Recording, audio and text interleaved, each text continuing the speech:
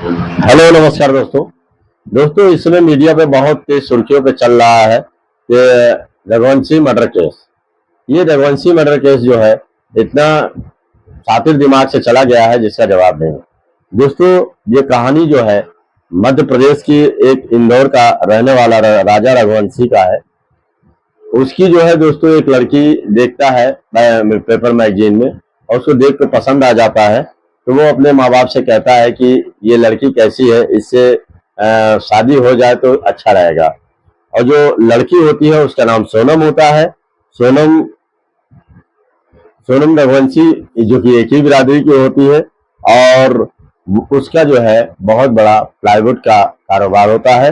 और वहीं पे एक राज कुशवाहा जो रहता है और उसी का नौकर रहता है।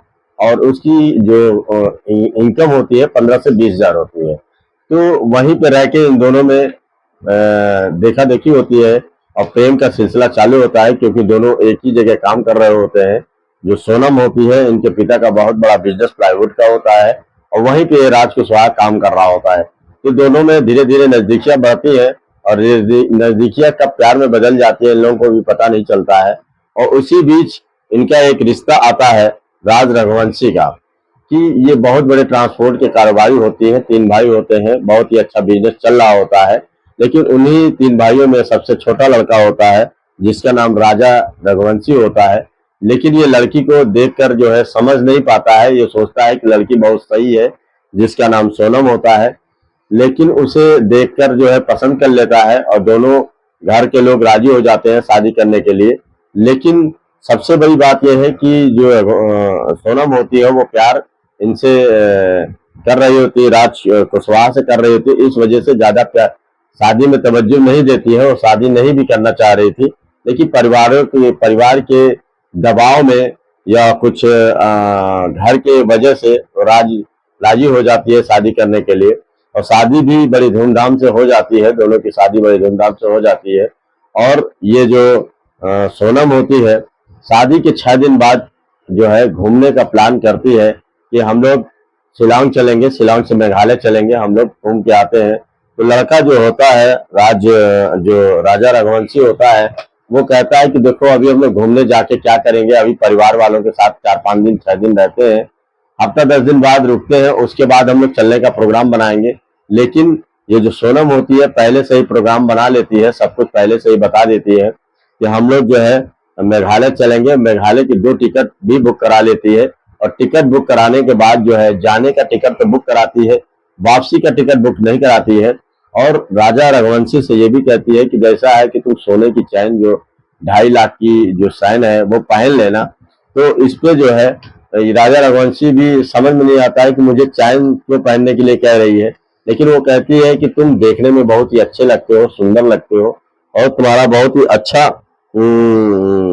पर्सनालिटी लगती है, तो तुम सोने की चैन पहन लेना और मैं पूरा आभूषण पहन लूंगी और हम लोग घूमने चलेंगे। तो राजा रघुवंशी को समझ में नहीं आता है कि आखिर ये सब ऐसी बात क्यों कह रही है। इस सब वहां पहन के बढ़िया लगता है, कहीं हमें दिखाने जाना है, लग रहा है हनीमून में नहीं जा रहे हैं, कहीं बहुत बड़े उस पे जा रहा है, अपने आप को फैशन शो में जा रहे हैं। लेकिन वो धीरे से अपनी माँ को बता देता है कि माँ मेरी माँ जो ये जो सोने की चैन पहना हूँ, मेरी वाइफ जो है कई बार कह चुकी है कि सोने की चैन पहन के जाना। तो इस पे उसकी माँ को बहुत हैरानी होती है। माँ कहती है कि तुम्हें हनीमून पे जा रहे हो या कि फैशन शो में जा रहे हो, ये पहनने की तुमको क्या जरूरत है। लेकिन वो समझ नहीं पाती है कि आखिर क्या मैटर है, क्या षड्यंत्र है, वो क्यों सोने के चैन पहनने को कह रही है। फिर वो दोस्तों ले जाने के लिए प्लान करती है और ये लोग मेघालय से पहले शिलांग जाते हैं, शिलांग से कुछ देर बाद फिर मेघालय जाते हैं। मेघालय में जाकर जो है प्लान रचती है, अपने राज कुशवाहा जो इसका बॉयफ्रेंड रहता है वो भी साथ में रहता है। और उसने जो है सुपारी दी थी, 3 लड़के और वहां पे मौजूद थे जिनका नाम दोस्तों होता है विशाल, सागर और आकाश और आनंद। ये चारों जो है सुपारी लिए होते हैं इसको मारने के लिए कि इसको मार के वहीं फेंक देंगे और लूटपाट का दिखा के जो है हम लोग जो है राज कुशवाहा जो है सोनम से शादी कर लेगी। ये प्लानिंग इन लोगों के दिमाग में पहले से चल रही होती है। बाद में दोस्तों होता क्या है, ये पहले तो उन लोगों को जब सुपारी दे देती है तो वो लोग जो है इसको ले जाते हैं। ले जाने के बाद एक बहुत बड़ी सिखाई होती है, वहीं पे जो है एक धारदार हथियार से जो है उसके आगे से, पीछे से और नीचे से, ऊपर से, चारों तरफ से उसे धारदार हथियार से मार देते हैं और मार के ऊंची खाई से नीचे गिरा देते हैं। और गिराने के बाद वहां पे लाल टी शर्ट और काली टी शर्ट होती है और सफेद टी शर्ट होती है, वहीं पे होती है, तो वो वहां से गायब हो जाती है। और गायब हो जाती है तो लोग यही कहते हैं कि आखिर हुआ तो ये कैसे हुआ, किस तरीके से कांड हुआ, आखिर वो लड़की गई तो कहाँ गई। तो सब लोग ये संदिग्ध मामला में डाल देती है। सब लोग ज्यादातर ढूंढने में लग जाते हैं कि ये सोनम आखिर गई तो गई कहाँ। हमको लगता है सोनम को भी लूटपाट लोग किए हैं और सोनम को भी कहीं पे मार दिया है, या तो ये तो कहीं गायब हो गई है। तो सब लोग सोनम को ढूंढ रहे होते हैं, सोनम मिलती नहीं है। काफी पुलिस परेशान, इंदौर की परेशान पुलिस होती है, गाजीपुर की परेशान होती है कि आखिर ये किस तरीके का, जो इनके भाई लोग होते हैं, जो लड़के का भाई होता है राज रघुवंशी, उसके भाई लोग रिपोर्ट जब लिखाते हैं तो वहां की पुलिस सतर्क में आती है और यूट्यूब वाले जो है इस सोशल मीडिया के जरिए इस बात को बहुत ही आगे तुल पहुंचा देते हैं। इस बात पे पहुंचने के बाद जो है ये जो लड़की होती है सोनम, इसकी खोजबीन की जाती है और काफी खोजबीन के बाद इसे गाजीपुर के पास मिलती है। तो ये अस्त व्यस्त व्यवस्था में होती है। तभी वहां एक चाय वाला आता है, उससे पूछता है कि आप क्या चाय पिएंगी। तो वो एकदम घबरा जाती है, वो कुछ बोलती नहीं है, हाथ पैर एकदम ढीले रहते हैं और उसके बाल भी उलझे होते हैं। वो एकदम जैसे लगता है उसके शरीर में दम ही नहीं है। वो कहती है भाई साहब मुझे फोन मिल जाएगा। तो भाई साहब उससे कहते हैं, तो वहां का जो होटल का मालिक होता है वो कहता है कि हाँ आप बात कर लीजिए, क्या बात है। तो फोन करके अपने भाई को, फोन जो उसका भाई राहुल होता है उसको जब फोन करती है तो वो कहता है कि कहाँ पे हो तुम, कैसे हो। तो उसे समझ में नहीं आता है कि आखिर ये मेघालय से इंदौर, ये गाजीपुर इतना दूरी पे कैसे आ गई, 1100 किलोमीटर दूरी पे कैसे आ गई, उसे समझ में नहीं आता है। तब वो कहता है कि मुझे ऐसा समझ में आया तो मुझे वीडियो कॉलिंग करके दिखाओ तब मैं समझूंगा। तो हड़बड़ा के कहती है कि देखो कुछ गुंडे मेरे पीछे पड़ गए थे और हमें मारा पीटा और जो है काफी सामान छीन ले गए हैं और जो राजा रघुवंशी है उसको जान से मार दिया है और मैं यहाँ अकेले हूँ, बहुत परेशान हूँ भैया, मुझे समझ में नहीं आ रहा है क्या करें। इस बात को सुनते ही सब, उसका भाई जो है उससे पैरों तले जमीन खसक जाती है। वो सोचने पर मजबूर हो जाता है कि आखिर इतनी बड़ी लूटपाट हुई तो कैसे हुई। फिर वो लोग जो है वहां के पुलिस को, जो इंदौर की पुलिस होती है और जो मेघालय की पुलिस होती है, दोनों टीम जो है आपस में बातें करती है। फिर जो गाजीपुर की टीम को जो है बताती है।